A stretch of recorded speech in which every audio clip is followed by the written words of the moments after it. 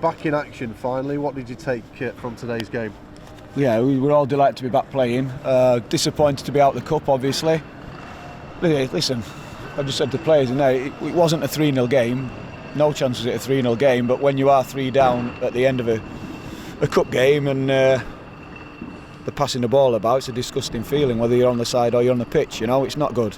But it wasn't a 3-0 game. We had 3 really good opportunities before they had a chance and scored, and obviously 2 of their goals were errors from us, and all 3 goals are disappointing from our point of view, but hopefully that's the impact of the last few weeks on us. But I said I can't criticise mistakes because no one means to do them, but I'd always criticise someone for a lack of effort or not wanting the ball. And to a man, they all kept going to the end and all kept trying to play. So, yeah, that was important that we kept going, that we got the game. We're just disappointed with the result, obviously.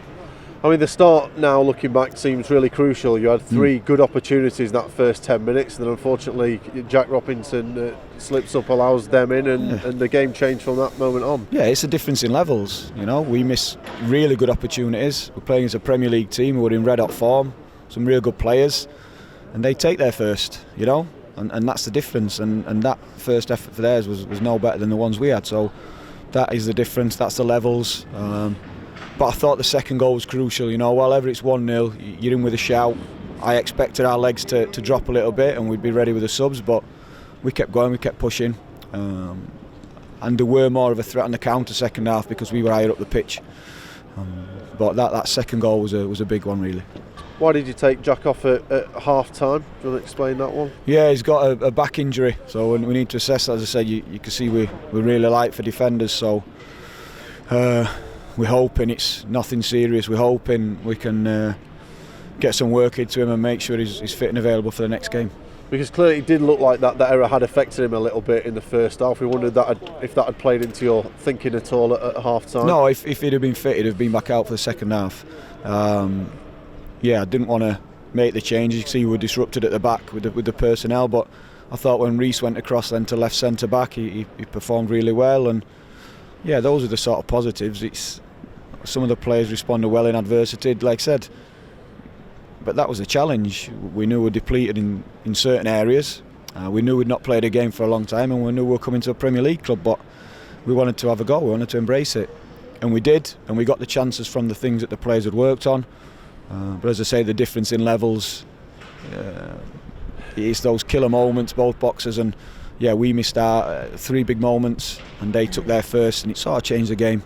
Does this give you a little taste again of what the club is aspiring to get back towards?